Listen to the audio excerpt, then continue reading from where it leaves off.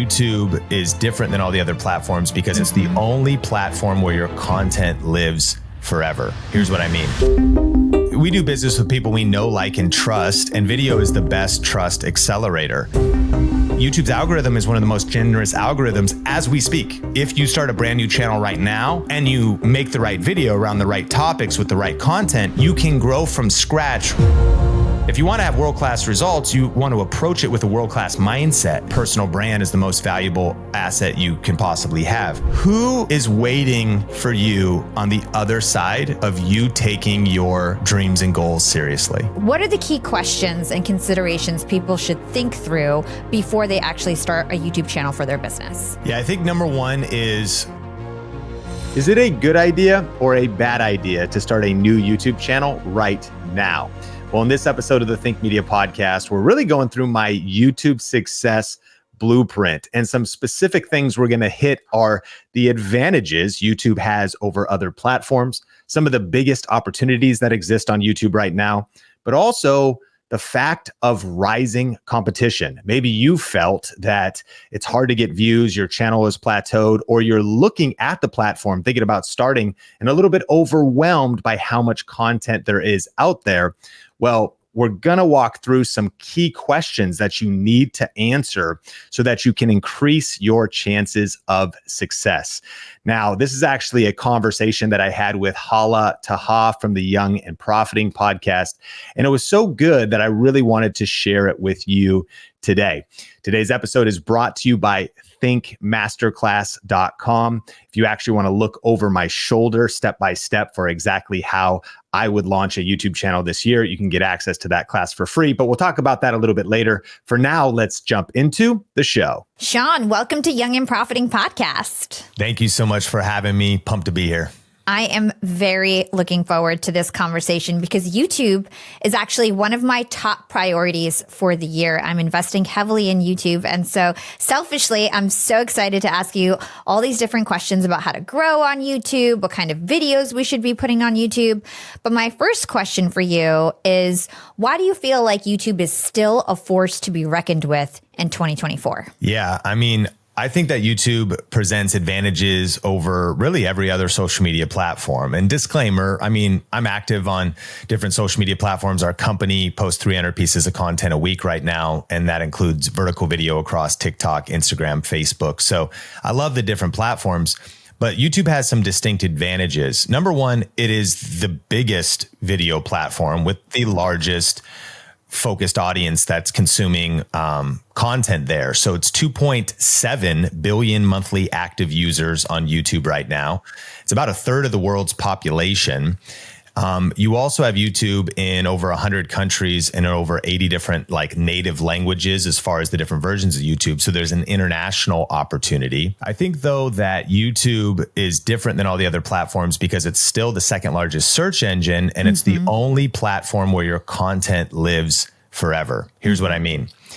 All of the other social media platforms are content feeds. LinkedIn feed, your Instagram feed, your Facebook feed. And when you post content there, you hope it goes viral, gets views, gets noticed. But it's very rare, if not impossible, for anyone to ever discover your content that's 6 months old, let alone multiple years old on these other platforms. Whereas on YouTube's kind of like a fine wine. It gets better with age. So when you post content on YouTube that is ranked or that has evergreen value to it, you can have videos that are 1 year old, 5 years old, 10 years old that are still getting views and still driving leads, customers, prospects, sales, still generating passive income for your business. So I think for entrepreneurs and business owners, it's thinking about leverage. Smart business owners are always looking for leverage. Like Naval Ravikant talks about leverage is team, leverage is capital, leverage is code, leverage is media. But not only is media leverage because you create one video and if it's seen by millions of people, you only had to create it once. But YouTube even has an advantage over that. It can not just be seen by millions of people, maybe in a few weeks or months, but it could still be getting views years later. So it becomes this asset for your business that continues to drive traffic. So that's why I like YouTube over every other platform. And if other platforms are content feeds, YouTube is a content library. And even the YouTube algorithm recommends, oftentimes, as we start consuming more YouTube, videos that are 6 months old, 10 months old, 2 years old. And so for the business owner, they definitely should be paying attention to YouTube. Oh my gosh, this resonates with me so heavily because I've been, running a YouTube channel for years, and some of my most popular videos, even like this month, they're old videos from when I first started that are getting the most views till this day. It's just like, what is a hot topic that people are still searching for? To your point, it's really the evergreen content that can kind of live forever on YouTube. So another like big picture question before we really dive into different strategies in your story is video in general is becoming so important as part of a way to sell for entrepreneurs. So can you talk to us about why video is so important in general for your business? Yeah. I mean, we do business with people we know, like, and trust, and video is the best trust accelerator. If people read something you've written, they can get to know you a little bit. If they hear your voice on audio, that's great. They can get to know you better. But if they see you, they can get to know you best. And so it's kind of like old school small town rules. We meet someone face to face for coffee. You want to connect with your real estate agent in person, look them in the eye, firm handshake. What are you wearing? All those details speak something about you. Well, in video, we are able to now communicate those details.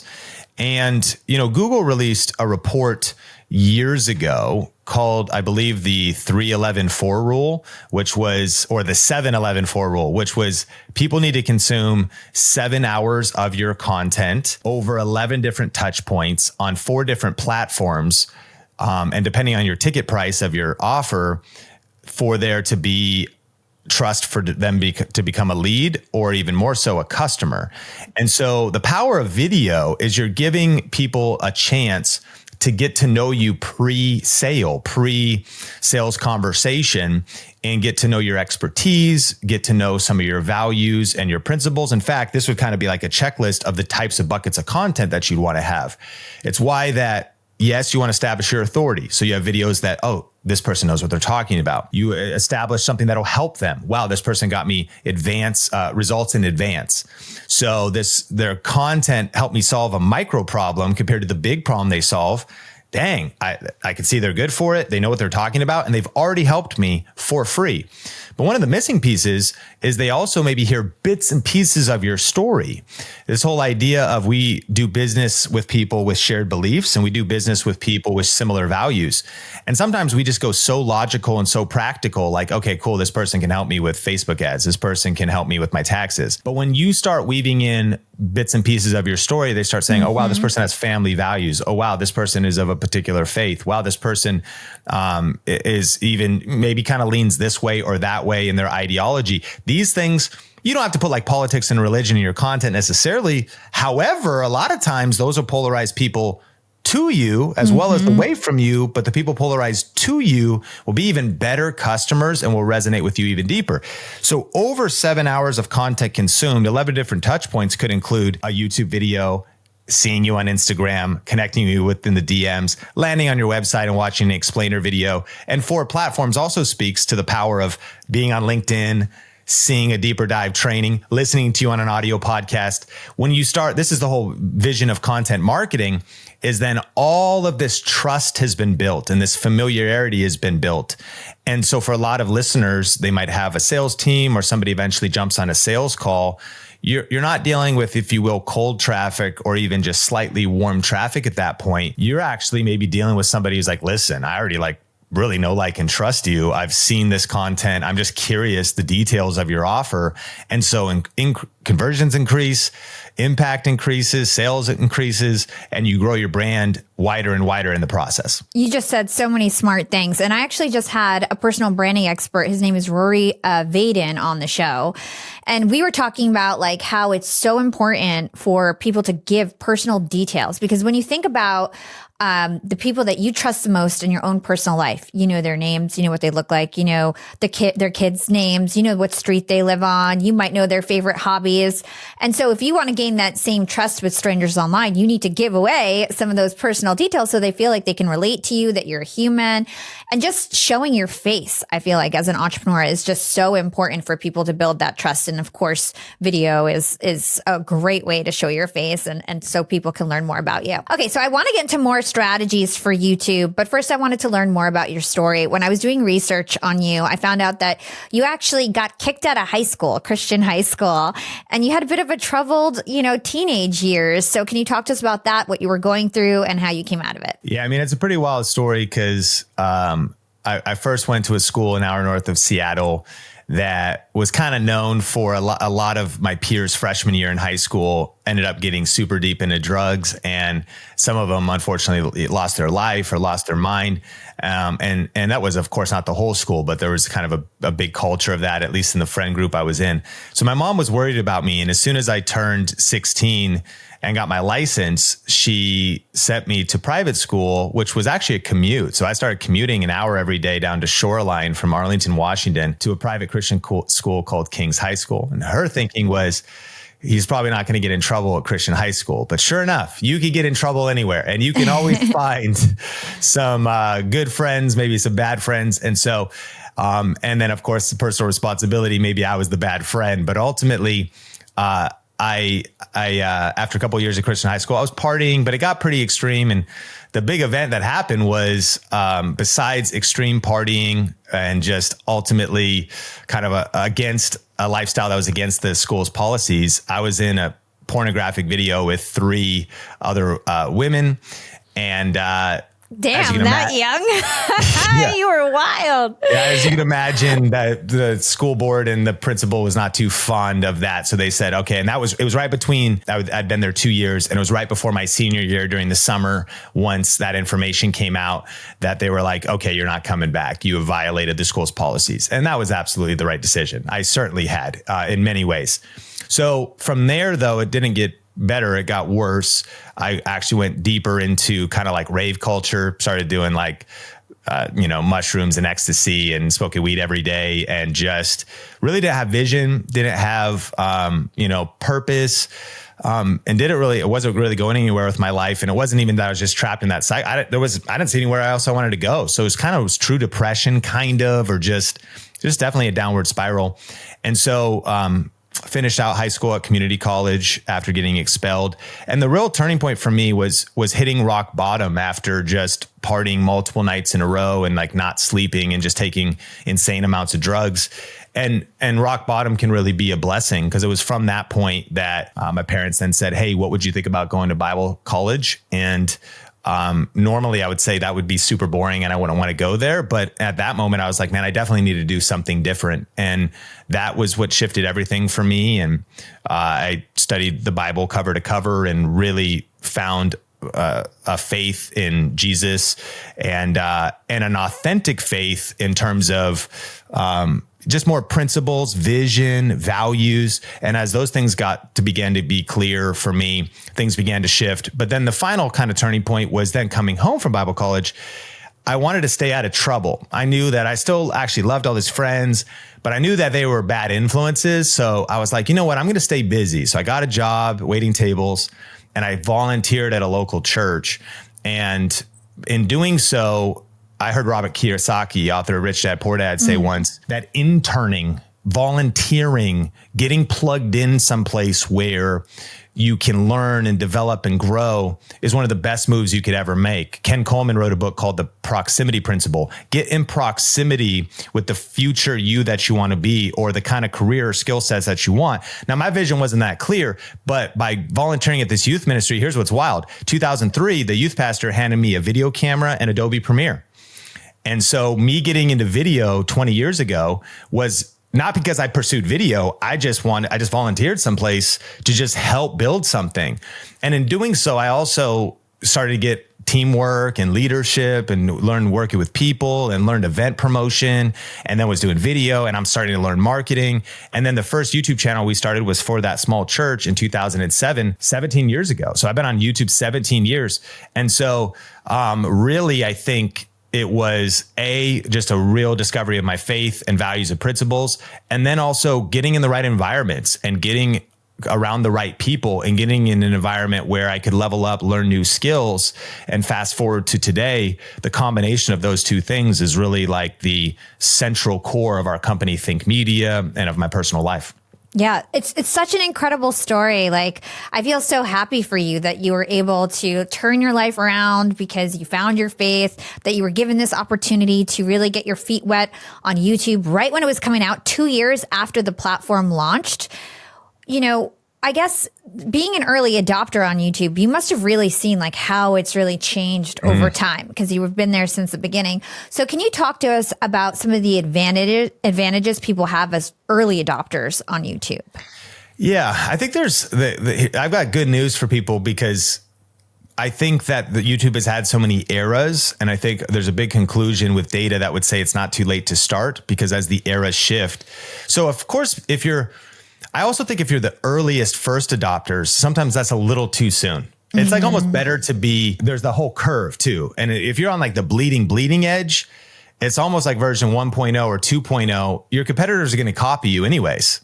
So now that you've kind of paid the price, they're still early, but they come in and they learn some stuff. So, I mean, if you really started in those super early days, the reason I say that is most of those people are no longer around for many reasons, but they didn't last. In 2007, I mean, you had 15-minute upload limits. You couldn't do custom thumbnails. The whole platform looked different.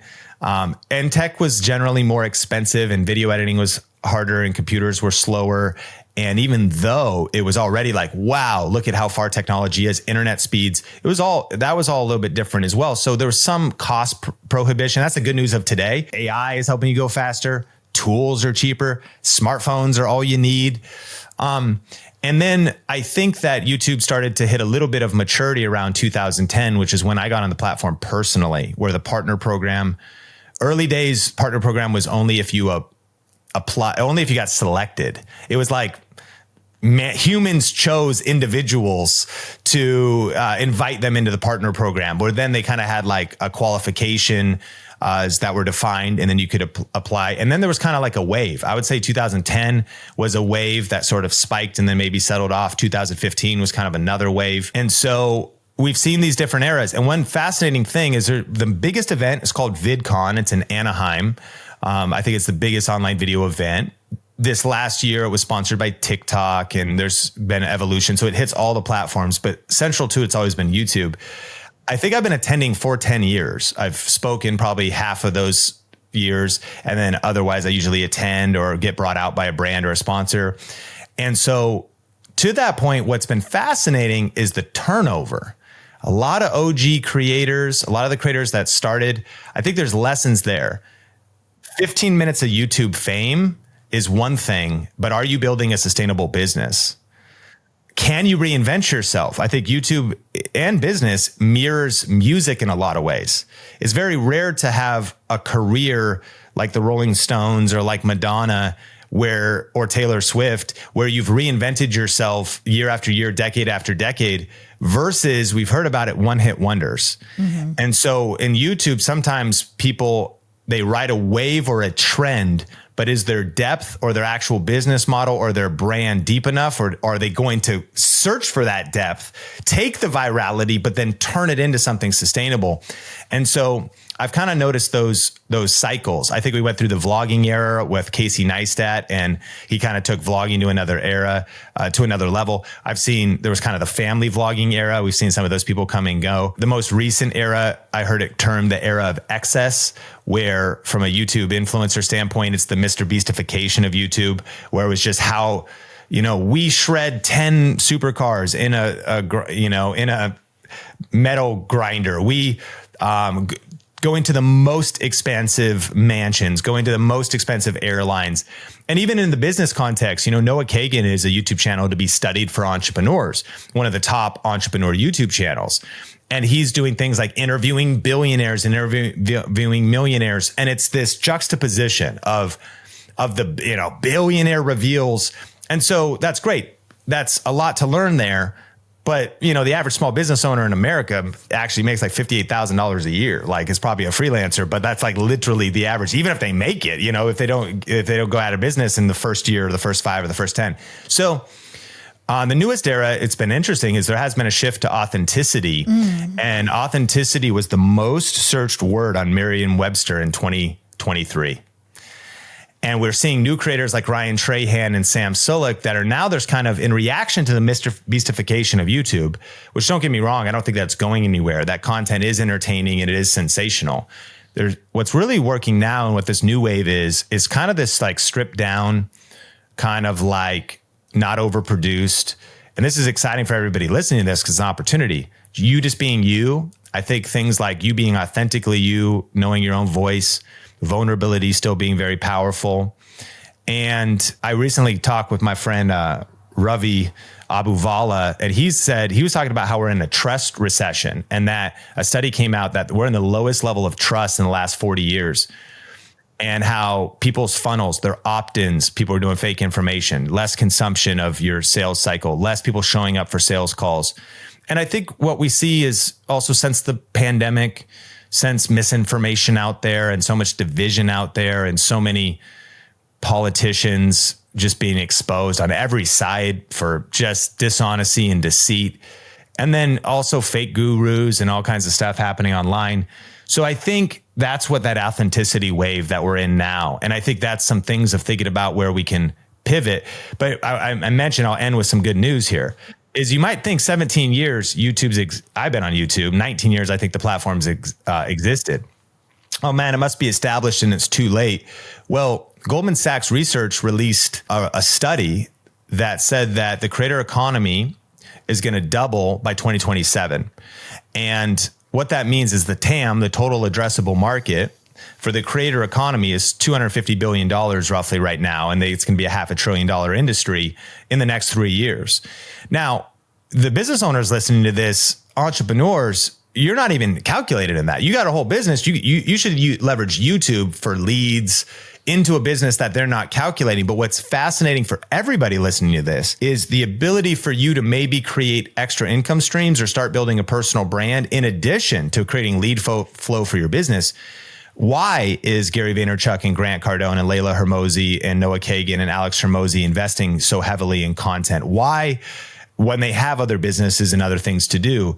I think it's because they understand that personal brand is the most valuable asset you can possibly have. Kevin O'Leary, the Sharks, all of these different personal brand. And by building out in content, the wave of the creator economy itself, you tapping into being a creator, publishing content. Basically, the next 3 years are going to be the best 3 years in the creator economy. And Mr. Beast himself, the biggest independent YouTuber, also mentioned that YouTube's algorithm is one of the most generous algorithms as we speak. That new creators are being suggested on people's homepages and getting a shot in people's suggested feeds.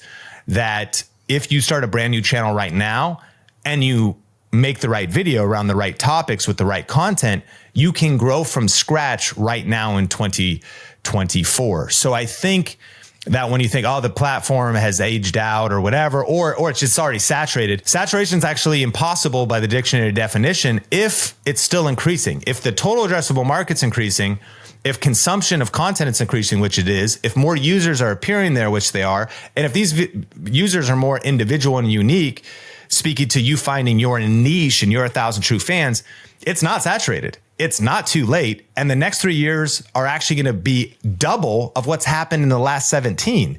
So we're actually in a crazy strategic time for YouTube. And so I think that's actually data-backed good news for business owners listening to this right now, for really tapping into the power and the wave that's happening. Oh my God, you're getting me so excited because I feel it too. I feel like YouTube is just not primed for disruption, but it doesn't seem as competitive as I once thought it was. I just see this opportunity where I can kind of stand out, have in-person interviews, just understand the platform a little bit better. So it's really good news that you're saying that we can all still grow on YouTube. And I know for myself, when I started podcasting 6 years ago, everyone told me that it's too late. Look at me now. I'm top of the charts podcast princess.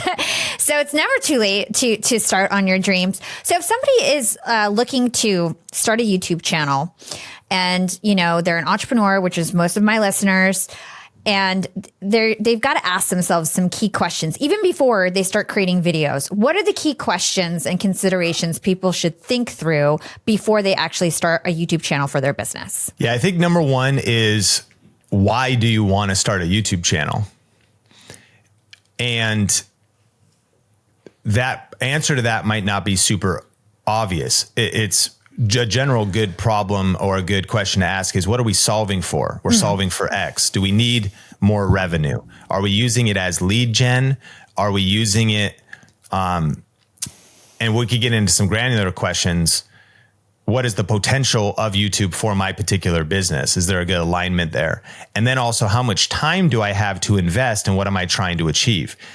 Another interesting question is to say, do you have any desire to create content that you're in yourself, or how committed do you think you could be to creating content?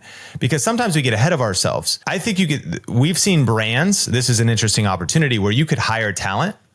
It happens. Moment Lenses did it. To this day, Kensington Memory has Tertia Hirschberger, who's a solo influencer that also is like talent hired for the channel. So at the early stage, do you want to build your personal brand? Do you want to have your own show? Are you interested in creating content? Who are 5 to 10 YouTube channels that you maybe watch and inspire you? And would you like to have a YouTube channel like theirs? If you haven't spent some time on YouTube, I would encourage that to be a first step. Do some reconnaissance and research to see what else is out there in your niche. Because if you would say, and then, do you want to build your business, leads and clients, or do you want to build your next business, AKA maybe your personal brand, because what you've already accomplished and built, you're thinking about speaking, writing, getting your name out there, getting your intellectual property, your frameworks, your processes, your teachings captured so you can make an impact and a difference in people's lives, as well as get booked to speak in invited places. And I could get granular on case studies and use cases for how you could use YouTube for all kinds of different niches. A friend of mine just acquired a real estate education business, and then he bought a YouTube channel, which was owned by an exam YouTube channel, 35,000 subscribers. So he could start putting these real estate exams and lead gen over to his real estate education business. He won't be in videos. He can outsource these. They could be AI. They could be voice. So I would say that YouTube is an asset no matter what we're talking about. And there's a way to do it, whether you're on camera, whether it's faceless, whether it's another talent.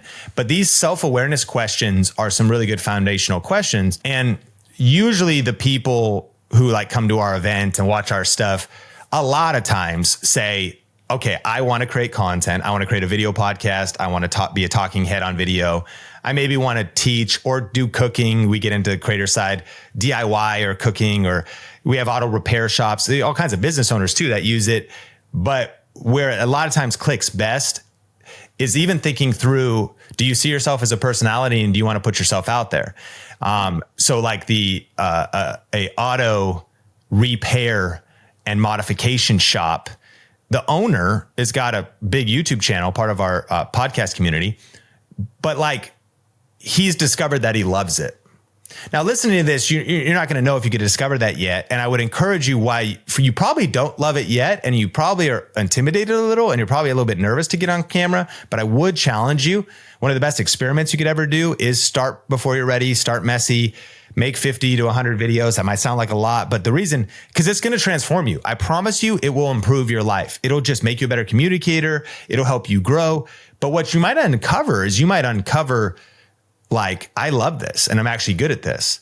And it would be the wrong signal to think that day one, I'm not good on this. This must not be for that. No, we're all terrible day one. So sometimes it's an uncovering and a peeling away the layers of the onion, if you will, to kind of discover that. But I would pause somebody that goes, no, under no circumstances. If you're the business owner that is looking for being hidden, creating a self-managing company that runs on itself, that doesn't require, energy or consistent, content creation from you, then count the cost of building the tower before you start building. those that succeed most on YouTube get through that uncomfortable point, but actually discover that like I actually enjoy creating content, and I'm committed not to content creation as a one-time event, but as a ongoing routine and habit in my life. And the reason for that also, or what reasons to maybe get clear on that, is if you start getting to a place, if you're at a place right now where you're like, I would love to have more money, more leads and clients, but I also want more impact. I also just want, I have something to say and I want others to hear that. I have something I could teach and I want others to learn. Sometimes it's history and legacy. I want to build an archive of my knowledge. And sometimes it's, when I think history and legacy, this might sound kind of morbid, but I actually have a lot of peace if I was to die this week. One, because of my faith, and two, I would be devastated that I'm leaving my 3-year-old boy and 1-year-old boy, Sean and John, behind. But I would have a lot of peace and confidence because there are so many videos that they could get to know their dad from watching. The content I've already put on the internet, I believe they would learn my principles, my values. They would learn things that I would want to instill in them. And my hope would be that they would care to watch that content. But man, if I look back and imagine, like I think about my grandfather who was in the Army Air Corps, fought in World War II, and I got to spend some time with him. But man, if I had some videos to watch right now to just learn, like I would love to see those. So I think when you start thinking about, man, if we're thinking about legacy, we're thinking about history, we're thinking about your values, principles, ideas, frameworks put online, how your network could grow, how it could lead to income, how it could lead to connections, how you could grow your personal brand.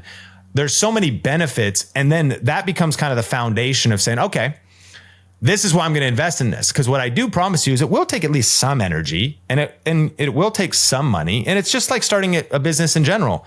Of course, you could just use your smartphone and a few accessories, or not. Literally just your smartphone is all you need. YouTube Shorts, you could get started. But look at your setup. Look at your studio. Look at your microphone. Look at your lighting. You're a master. You've treated this not as an amateur would. You've treated it as a professional would. And so if you don't have to have that level of commitment day one, but if you look down the road and think about what could this be, if you want to have world-class results, you want to approach it with a world-class mindset. And I think if you install some of those foundations and you go, okay, I'm now willing to start to invest in this when there's only 7 views and then only 70, but I'm committed to this over the long haul. And those reasons of why do you want to start a YouTube channel are fueling you, because we overestimate how much we might accomplish on YouTube in 1 year, but we underestimate where we could be in 5 years. And imagine if your favorite video podcaster, if you were there in 5 years, the accolades, the invites, the awards, the money, the passive income, the ease of conversion and sales, the ease of getting a book deal from talking to a publisher, because you've built a platform. I'll end saying, Mary, one of our students who wouldn't really call herself an entrepreneur, when she turned 60 on her 60th birthday, she felt like, I actually am thinking about starting a YouTube channel. Kind of an interesting thought. And she loves being a modern pioneer cooking in the kitchen. Sourdough, bone broth, apple cider vinegar with the mother. 60 years old, doesn't know how to turn a camera on, doesn't know how to create content. And so she actually discovered Think Media and some of our programs and went through those. Well, now she's 65. She just got a gold play button, 1 million subscribers. Wow. Random House signed her for a cookbook book deal, traditional publisher. When she was talking to them, they said, the way we search for authors is we look at YouTube channels that are established. It's like Michael Hyatt said in his book Platform. It's like when you have a platform, it opens up all these other doors. And all these people want to go on other people's platform. Like I'm blessed to be on your platform right now. But we're living in a world where you can build your own platform. Like if you're not getting invited to the table, build your own table. Like this is the opportunity you have on YouTube. And all Mary did was started before she was ready, punch fear in the face, committed to learning new skills, and then also had patience for the long haul. But she knew, and literally she wanted people to be healthier. She wanted people, whether they lived in a high-rise apartment in New York City or a rural community in Seattle, Washington, she wanted people to be able to learn the, real foods and real ingredients and real grains. So she's purpose driven. Mm-hmm. She's impact driven. But also for her and her husband, when they looked at their pension, their retirement, retirement wasn't going to be very comfortable. They were going to make it, but it was going to be kind of a grind. And because of stepping out on YouTube, she lives in a small town in Texas, and in her church, a kid came up to her and said, "Can I get your autograph? I saw that you're a famous YouTuber." She was like 62 at the time. She's like, "What are you what? I'm a famous YouTuber," like the sweetest lady, like absolutely love her. Met her at VidCon after she'd been in our program for a while, but like got to talk to her. So waiting for on the other side of punching fear in the face and punching perfectionism in the face and then pressing record was all these ancillary benefits. But she wanted to get her message out there. She had that burning fire and she wanted to change lives. And I think it's a commitment to say, if I changed only 100 lives or 200 lives, would I be willing to do this? But it just might turn into a gold play button, and it might be millions of lives of people around the world that you could change. And so I'll end with saying that I think it's important to also ask the question again, if your self-awareness is like, man, I don't know if I want to commit to that. That's good. I'm glad you made that decision, that through those questions, you're like, it doesn't sound like it's for me. But I would ask you, who is waiting for you on the other side of you taking your dreams and goals seriously? When we think about starting YouTube, we think about the haters or the critics or our own imposter syndrome or our self-doubt, or overthinking, or it sounds like it's going to be hard, and all those things could all be true. But who's waiting for you on the other side of overcoming your insecurities and fears? Well, there was a million people on the other side of Mary pressing record. What if she hadn't done it? There's better vacations and better retirement accounts for their kids and their children's children because she pressed record. Mm-hmm. There's more confidence and competence that she's grown because she stepped out there. And it grew. I mean, it grew steadily, but it still took 5 years. So it's something to think about. I think in today's viral world, if we don't get results in 4 or 5 weeks, we're like, YouTube doesn't work. Mm-hmm. Yeah. And so I think having a mindset of this stuff does take time and patience, but with the right strategies, right skills, right community, this is doable. And those are a few thoughts when starting YouTube. So good, Sean. Honestly, like the information that you're giving away in this interview is like so awesome. I feel like so many of my listeners are going to find good use from it. And that story about Mary was like super inspiring. So let's talk about titling our YouTube channel. What should we think about when we're choosing a title? Because I know with Young and Profiting Podcast, that was a really dumb title of me to have picked. And I always regret it. I should have called it like Young Entrepreneur or something that people are searching for. So what's your advice for a title? Well, number one, I would actually encourage you. It's probably you're committed and the audio is committed, but you can change your YouTube name. So if someone's listening to this, your YouTube URL is changeable. Your YouTube name that's visual is changeable. And what they also have now is handles, just like Instagram, at whatever and if your at handle is taken, you can flip it, change it, look for a different combination, and all those things are changeable. So if you have an established channel, that's one thing to consider. Here's a couple frameworks for how you should name your channel. Option number one, first and last name: Tony Robbins, Chalene Johnson, Joe Rogan, Sean Cannell. Option number two, and I love this, is maybe first name combined with your niche in a creative way. Matt, the mortgage guy, Cooking with Karen, Matt, the lumberjack landlord is a cool channel. So this way you might say your first name and or last name and a brand name. I think in network marketing, it's like Eric Worre GoPro or something, and he's got his kind of brand name meets his first and last name. And then your last option is a brand name only. So it could be Think Media and Game Theory. And so those are some different options. The next layer to consider is if you already have an established business, are you going to do a personal brand? Or are you going to do a media brand? Do you want to just name it after your business name? But if you're also like day one, just starting, I think it's interesting to consider is your URL available? Does anybody else have the channel name? Is there any trademarks out there? What's actually really wild is like our channel is called Think Media, and there's probably 2,000 Think Media channels that have started. Now, again, they're like this, like if you search channels and just go through them, like they don't have a lot of views, people all around the world. Like I don't really know. And you just got to ask yourself, you probably don't want to name your channel Microsoft. That's trademarked, like that's going to be an issue. But kind of like book titles, if somebody else has the name, especially if you combine it with your first name, like if you said, influence, income, and impact with Sean Cannell. Like, I don't know how many entrepreneurs that say they help you build your influence, impact, income, and impact, like a lot. And so anyways, the general practice of searching social media handles, searching for what else is out there is wise. And I think that's it. And then it's pick one. And I think saying all of that, you have personal feelings you just said about your channel. If it could be searchable, I think that's cool. But I also don't necessarily think it's necessary. I don't think what happens with names is they come to mean something after you post the content that changes people's lives. Your next best video is more important really than your channel name. Don't be lazy on your channel name, but it's a video that's going to change somebody's life, not the name of your channel. And it's a video is going to make people connect with you. And so this goes back to what are you trying to build? And, Think Media, short story is in 2010, I started a channel with my friend Jeff, who was the youth pastor that got me into video. And we started creating an interview show with like church leaders. There's a church leadership podcast, video podcast kind of. And he was sort of the talent. I was the videographer. We did about 250 videos. Channel grew to 10,000 subscribers. It was called Think International. Why? I have no idea. We liked to think skateboards and we had been to Canada. So we were like, Think International. Cool. Sounds like we're global. We left Seattle one time and went over the border. I'm kind of joking, but Think International.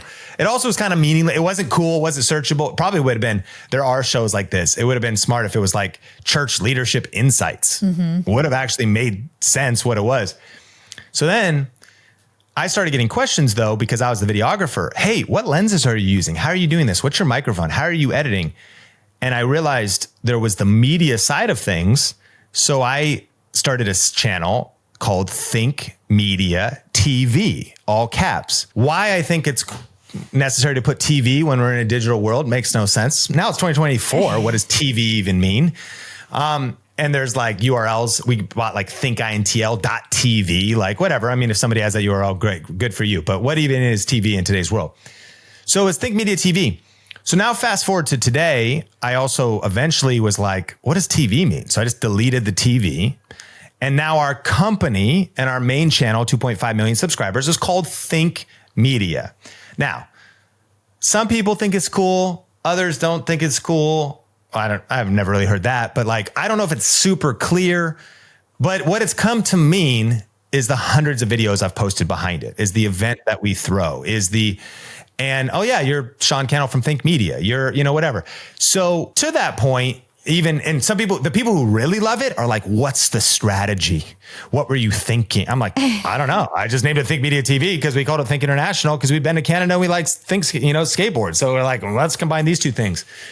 So I think I love this conversation because that's my whole dream of our company is we help people avoid pain and mistakes and go faster. And so I think if I started more with the end in mind, more of if I even thought about things being searchable or like nailing my niche by just declaring what it is, like drop shipping secrets with Sam Altman, you're like, oh, that sounds sick, and it's all about drop shipping, like whatever. So those are some thoughts. And I think, again, end of the day, the reason Uber means what it means to us, or the reason Google means what it means to us, is because of the power of the search engine or the power of the rideshare app that has spread word of mouth and we've downloaded it. And what does Uber mean? I don't know, but I still default to Uber over Lyft, use both because it's got market dominance, and it's come to mean something based on execution, time, patience, hustle, money, team, young, profiting, putting in the work. Exactly. And so, yeah. Yeah. And it just goes to show that you can make it while making mistakes along the way. And if you're somebody like you or me who kind of is pioneering a space, we're going to make mistakes because we're the ones who are thinking of things for the first time. And if you follow us and you learn from us, hopefully you can avoid some of the things that we feel are mistakes. But to your point, maybe everything's supposed to just happen the way that it was supposed to happen for you. Now, over the last few minutes, you've been listening to part one of my conversation with Hala Taha from the Young and Profiting podcast. And if you're new here, here, consider sticking around and subscribing, because in part 2, we get very tactical and I share some advanced YouTube growth tips that you're not going to want to miss. Now, if you actually want to dive into some of that content right now, then check out a link in the show notes or just go to thinkmasterclass.com, because I have an on-demand free YouTube web class that you can watch about the one strategy that I'm using on multiple YouTube channels right now to generate millions of views per month and to monetize those views in multiple different ways. So if you want to watch that 1 hour on-demand YouTube web class, just go to thinkmasterclass.com or click the link in the show notes. I want to thank you for listening to today's episode.